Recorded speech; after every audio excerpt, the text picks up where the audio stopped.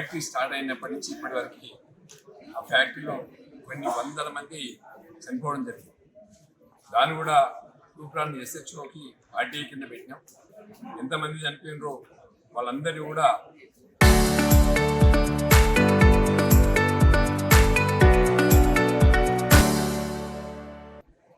FIR కాపీలతో సహా ఇవ్వాలని చెప్పినాం.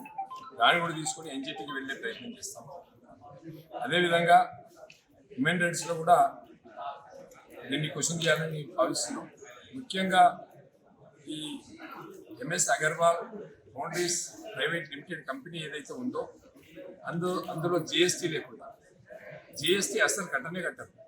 స్టీల్ ఏదైతే ఉందో ఖరాబ్ అయినటువంటి స్టీల్ని తీసుకొచ్చి రీసైక్లింగ్ చేసి మళ్ళీ దాన్ని వితౌట్ బిల్లు స్టీల్ వస్తుంది, వితౌట్ బిల్లు స్టీల్ మ్యానుఫ్యాక్చర్ చేసి అమ్ముకుంటారు. GST వాళ్ళు కూడా దాని మీద ఎంక్వైరీ చేయాలని చెప్పేసి అదొకటి కూడా రికమెండేషన్ చేస్తాం. NGT వాళ్ళకి రికమెండేషన్ చేస్తాం. హ్యూమన్ రైట్స్ వాళ్ళకి కూడా రిప్రజెంటేషన్ చేస్తాం. మరి అదేవిధంగా హైకోర్టులో కూడా బిల్లు వేయాలని డిసైడ్ చేసుకున్నాం. మరి ఏదేమైనప్పటికీ కూడా రంగాయపల్లి చెట్లగౌరవరం ప్రాంతంలో ఉన్నటువంటి వ్యవసాయ భూములన్నీ కూడా కలుషితంగా మారుతూ ఉన్నాయి. ఆ గ్రామ ప్రజలు గ్రామంలో బట్టలు ఆరేసుకోవడానికి కూడా ఆరేసుకుందామంటే కూడా భయం.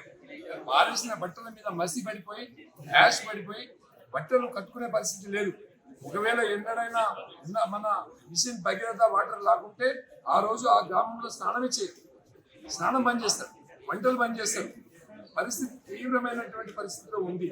కాబట్టి నిన్న మేము అక్కడ వచ్చినటువంటి జేసీ గారికి రిప్రజెంటేషన్ చేస్తామంటే పోలీసులు 144 సెక్షన్ పెట్టి వందలాది మంది పోలీసు వాళ్ళని పెట్టి పోలీస్ పికెటింగ్ మధ్యన నిన్న హియరింగ్ జరిగింది.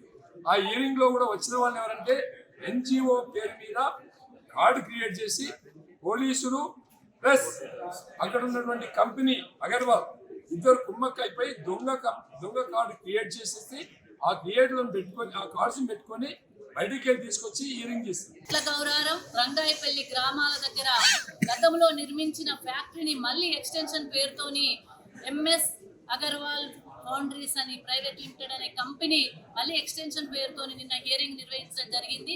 ఆ హియరింగ్ లో ప్రజల అభిప్రాయం తెలియజేయడానికి వెళ్ళిన ప్రతాప్ రెడ్డి గారిని కూడా అరెస్ట్ చేయడం జరిగింది. మరి ఇది చాలా దారుణమైన సంఘటన. ఎందుకంటే ప్రజల సమస్యలను తెలుసుకోకుండా, ప్రజలకు ఇబ్బందికరమైన పరిస్థితులను తెలుసుకోకుండా కేవలం తూతు మంత్రంగా అక్కడ హియరింగ్ జరిపించేసి దాన్ని మమా అనిపించే విధంగా పోలీస్ బందోబస్తు మధ్యలో నిర్బంధంగా అక్కడ కంపెనీని ఎక్స్టెన్షన్ కోసం మరి పర్మిషన్ ఇచ్చే విధంగా ఉంది. కాబట్టి ఈరోజు కలెక్టర్ గారికి ఒక రిప్రజెంటేషన్ ఇచ్చి వెంటనే ఆ హియరింగ్ ఆపేయాలి.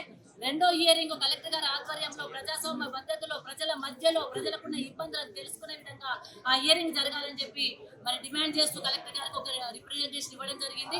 అక్కడ పంట పొలాలు కూడా పండని పరిస్థితి, కూరగాయలు కూడా పండని పరిస్థితి, నీళ్లు కూడా బోర్లు వేస్తే కూడా నల్లగొచ్చే పరిస్థితి, అక్కడ ప్రజలకు కూడా ఎలర్జీస్ వస్తూ ఉన్నాయి, లంగ్స్ ఇన్ఫెక్షన్స్ కూడా వస్తూ ఉన్నాయి. కానీ ఎవరు కూడా అనారోగ్య పరిస్థితులు ఉన్నప్పటికీ కూడా ఎవరు పట్టించుకోకుండా కంపెనీ ఎక్స్టెన్షన్ కోసం పర్మిషన్లు ఇస్తూ ఉన్నారు. దాన్ని మరి ఆపాలని చెప్పేసి మళ్ళీ హియరింగ్ జరిపించాలి ప్రజాస్వామ్య పద్ధతులు అని చెప్పేసి ఒక రిప్రజెంటేషన్ కలెక్టర్ గారు కూడా ఇవ్వడం జరిగింది. దాంట్లో రంగాయపల్లి గ్రామస్తులు అదేవిధంగా మరి చెట్లగౌరవరం గ్రామస్తులు కూడా పాల్గొనడం జరిగింది. రేపు మళ్ళీ జరగబోయే హియరింగ్ లో ప్రజలు తమ సమస్యను వినవించాలి, కలెక్టర్ గారు వచ్చి స్వయంగా తనే మరి హియరింగ్ జరపాలని చెప్పేసి కూడా మేము కోరడం జరిగింది.